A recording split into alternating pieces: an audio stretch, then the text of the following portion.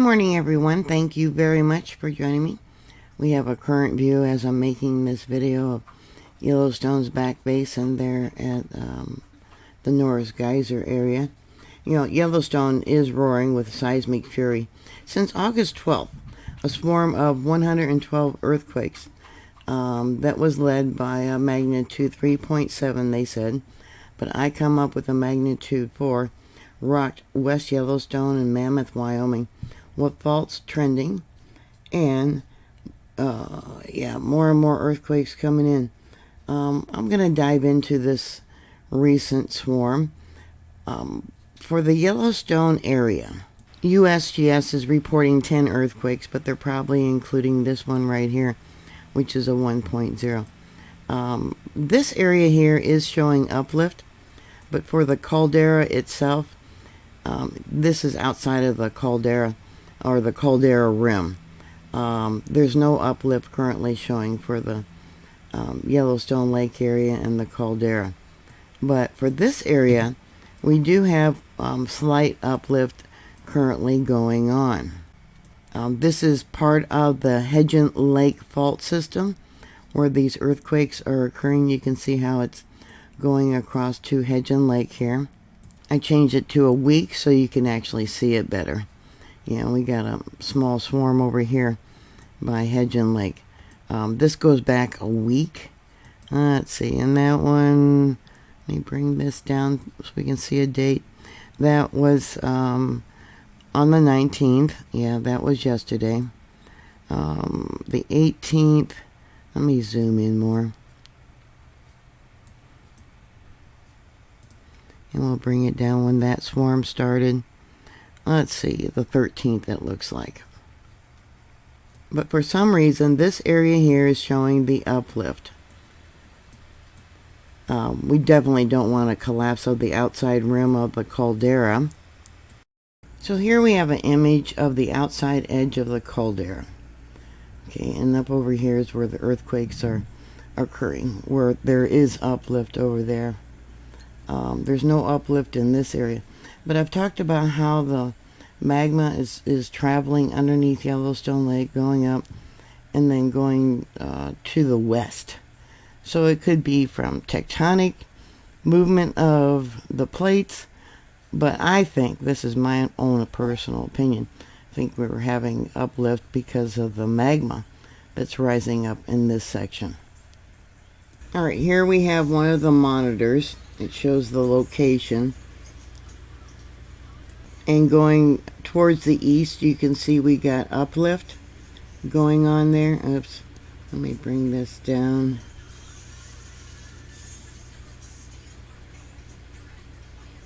You know, in the past, you know, the caldera rim itself, yeah, it had a swarm. Two different years there was swarms for the caldera itself, and it had uplift, and now it's currently going down. But this area is going up. So going to Google Earth, here's the location of that monitor that shows the uplift. And let's bring this out.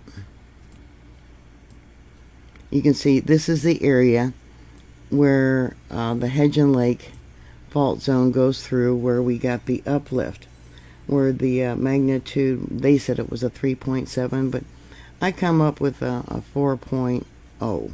Here's where the 3.7 occurred. The actually 4.0. I'm off. Okay, it's the monitor over here to the east. Okay. And you can see we got the Yellowstone River here. This is where it goes out from Yellowstone Lake. Okay, and I'll bring it out. Yeah, right there. Okay. Now this monitor is closer to Hebgen Lake. And you can see also it's showing uplift. And I'll go to the location for that monitor, which is right there, which we have uplift. Right there at Hebgen Lake, and then off over here is that earthquake, the 4.0, but they're saying it's a 3.7.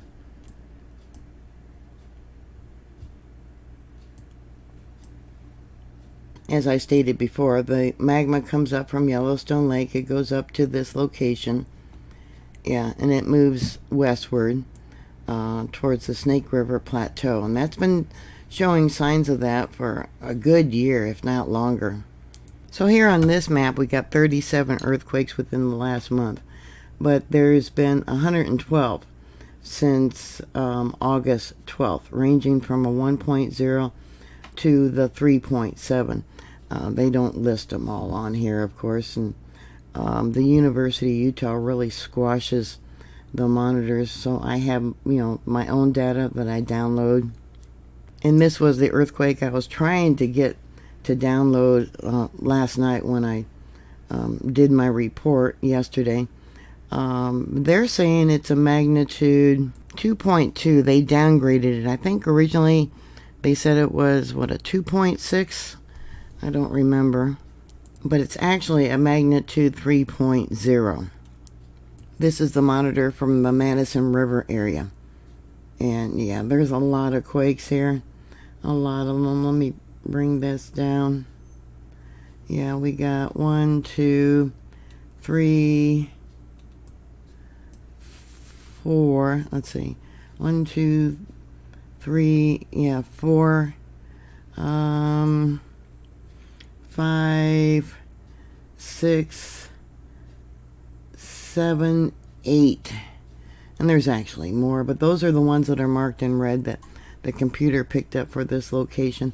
You can see how the University of Utah, for their monitor, how they squash them, so you can't see these smaller earthquakes. But this one here is a magnitude 4.0. And then this one is the one I wanted to look at. You can see there was another one prior to that. But this is the one that I was trying to get the magnitude of. Actually comes in as a magnitude 3.08. I'll bring this down so you can see it if you got a larger screen at the bottom. Magnitude 3.08.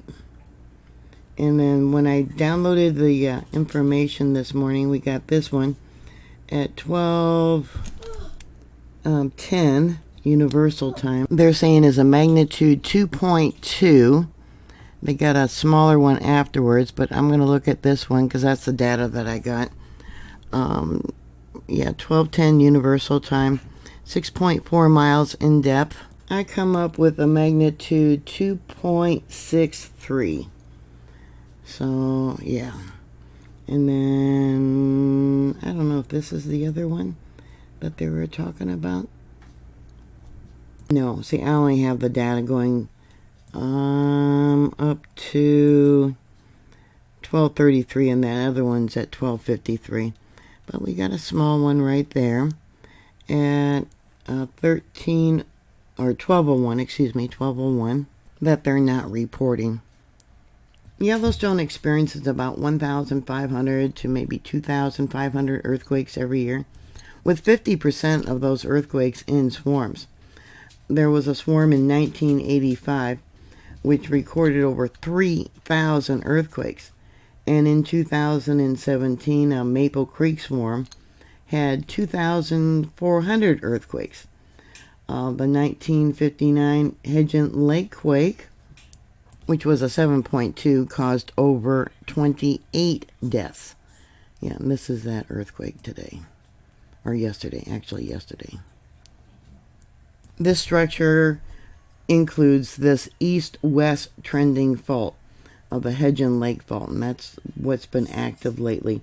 Also in this area is what they call the Red Canyon Fault. That is actually part of the same fault system, but because of pressure, and this fault line is broke. It's a block. It's a separate block that broke, and it's pushing northward. They believe that yesterday's earthquake, the 4.0, but they say it's a 3.7, is along an unmapped fault zone. But if you look at this, and look at the contours of the land, see all this? Yeah, more likely we do have a fault or several faults that actually run right up through here. Now, reports of being felt came in as far as Island Park and also by Rexburg, Idaho. Let me go there using Google Earth. Okay, let's see how far down it is. All the way down here. And I'm going to mark it. Okay, and let's bring it out. See how far that is from the earthquake. I believe this, yeah, up over here is Island Park and the Henry's Fort caldera. You can see that it's actually part or close. Yeah, it's right in the smack dab middle of the Snake River Plateau. It was also felt in Gardner, Montana. Reports said there in Rexburg it felt like a passing truck. Slight vibration, barely noticeable. But you got to keep in mind, this is an area where only about 2,000 years ago there was an eruption there at Craters of the Moon along the Snake River Plateau. So they could have a small eruption. I certainly hope the next eruption would be small because we don't want anything major. But yeah, earthquakes are an indication that pressure has built up.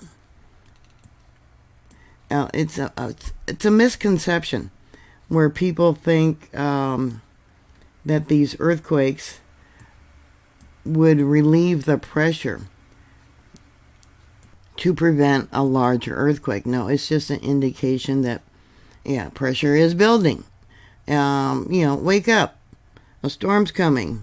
It's like, yeah, no, I don't think it's mountain building. I think it's the magma. And this, buildup of the magma under the ground has been going on for eons and eons. The only other volcano that has uplift and subsidence in the world is the volcano there in Italy.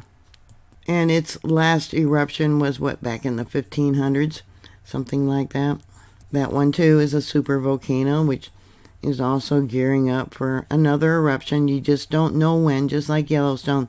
We don't know when. Nope, I was wrong. It's called bradysism. Okay, and it involves, here's a paper, I'll give you a link to that, meaning slow and seismic tremors, which they've been having, is a ground deformation involving slow lowering subsidence phases alternating with a more rapid uplift phase. The phenomenon occurs in several volcanic calderas worldwide. Long Valley, one there, Papua New Guinea, Fulgray, of course, and also Yellowstone. Ground deformation and typically bradysism. Sorry, I'm all tongue-tied here. Still working. I'm working on my second cup of coffee. Thank you to those that have sent me cups of coffee. Which seismic activity is associated or linked to volcanic dynamics of the caldera. Calderas are volcanic structures that are morphing, lowering, unlike the typical cone-building volcano. Typical or specific studies of the caldera activity suggest that periods of unrest of prolonged duration are often not eruptive, meaning that bradyseismic crises often do not climax into an eruption. However, sometimes unrest phases can precede an eruption. Concerning the causes of uplift, there are still debates within the scientific community. Yeah, they say that Yellowstone is because of rain and snow melt and things like that. Some researchers ascribe it to increased temperature and pressure of fluids in the hydrothermal systems, reacting to degassing events also caused by magma ascent rising up. Others believe, however, that the phenomenon is directly related to, in whole or in part, to magma inputs at shallow magma chamber levels. There's a magma chamber about 3 to 4 miles below Yellowstone. The top of the caldera is about that. So they just don't know. They're all speculating right now. But they're at USGS and the University of Utah. They say that it's because of the water, the snow melt going in. And then other people will say it's because of mountain building, you know. But you got to look at it for the long term, not the short term. You know, with our magnetic field weakening and with the recent solar activity, yeah, it can create earthquakes, which could open up the fault's dike intrusion, which, yeah, very well, I'm not saying it is, but it could cause the magma to more quickly rise up and, yeah, release the pressure from the cap of rhyolite that is on the top of the magma chamber. So just like Campi Flegrei in Italy, yeah, you need to keep a close eye on this and tell people the truth. Don't downgrade everything. Don't squash the monitors like they have at the University of Utah. The University of Utah got a new web page. Let me see if it'll work for Madison River. Yeah, here's that 3.7 or 4.0, and you can see there is nothing for these smaller quakes. Oh, they do have, let me make this bigger. No, okay. Yeah, because they got it squashed so much, they don't show any of these other earthquakes whatsoever. Whereas what I got, the data that I downloaded directly from the station, I got this directly. I'm not going through the University of Utah or anything like that. Yeah, you can definitely see all the earthquakes that are not being reported. So I don't know why they're squashing them. Yeah, this is directly from the station, and this is what the University of Utah shows on their website. Here's the stream view that I have. The one at the bottom is the western boundary. We got the Madison River. This one I didn't download. This is the borehole, which only shows the earthquakes that happen under the ground. It doesn't show anything that happens outside the ground. Let me pull it over and you can see there's multiple earthquakes. And then the one at the top is Pitchstone Plateau. Been watching that because it's been showing activity too. Yeah, you can see right here. Let me extract that. If I can make that bigger. But there's been long duration magma movement in that location. I've done past videos about that if you want to go look and search what I've done. So this is what the western boundary is showing. This is that 4.0. Let me close this and we'll pull it down. This is that 3.0 right there. And I'll close that and we'll pull it down. You can see these are all earthquakes. All this. These are all earthquakes for the western boundary. This is the more recent one that I downloaded. I got one prior to that. So I'll go to the western boundary, University of Utah, live seismogram, and the same thing. It doesn't show the earthquakes. See that? We'll make it bigger, and I'll bring it up. Yeah, all squashed. Basically worthless. Okay, Pitchstone Plateau. Okay, down over there. We'll go to its live seismogram. And it takes a minute to load. Same thing, there's the 4.0, but it doesn't show anything, but I'll show you what I got. Okay, that's the 4.0. Bring it over. Oops. Let me close that out. Bring this over. There's the 3.0. We got another small one right here. Look at that. Those are shallow. Look at that. And I'll bring it down farther. Yeah, look at here. Okay. Yeah, alright. Let's go to the seismic signature. I'll extract that. Magma movement. Yeah. And then we got all these other smaller earthquakes right there. Go to the spectrogram. I like the spectrogram because it shows the heat and the gases that come up. Yeah. Now, Pitchstone Plateau. is this monitor right here at the top, and it's located down over here. Now this one erupted about 73,000 years ago. The lava that erupted is over a mile thick there. And you can see that there was an earthquake swarm that I was documenting. I haven't updated it in a while, but it covers an area about the same size as Washington, D.C. I got Heart Lake over here. I want to bring that up too, because the last time they had their last major eruption, they don't talk about all the smaller eruptions that took place. Started up by the Madison River area, where we've been having all these earthquakes, and it did what's called an unzipping, multiple eruptions, boom, boom, boom, boom, boom, counterclockwise. And then when it got down here with those eruptions down here by Heart Lake, that is when the two resurgent domes collapsed, and that's when the major eruption happened. So you got to worry about, with these earthquakes being so close to the outside edge. I mean, it is outside the rim of the caldera from what they know of it now. I mean, it very well, could cause the outside rim edge wall to collapse, which would create a major eruption. But that's where it started, was up in this area with what they call an unzipping. Boom, boom, boom, boom, boom. And it got down here, and then it just went kaboom. If that was to happen again, everything within a 500 kilometer radius would be instantly vaporized. You wouldn't know what hit you.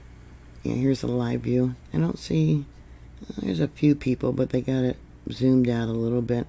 This is the live camera. It's currently 10:08 a.m. Central Daylight Time. So that would, be an hour's different for Mountain Time. And yeah, they're looking at the back basin. Anyways, that's all I have for you for this update. If you have any thoughts or questions, and did you feel any of these earthquakes there in the western part of the park? Put your comments down below. Have you been there recently to feel these earthquakes? Yeah, I would like to know, what did it feel like? How long did it last? I did show you that people, felt the rattling. They had some small things that fell off of counters, etc., and was felt as far as Idaho and Gardner, Montana. So anyways, thank you again. Thank you for your support. Always be prepared for a disaster. Some things we can prepare for, and some things you just bend over and kiss your butt, right? There's nothing you can do but make right with God. Please stay safe, and I'll talk to you later. God bless you all. Bye.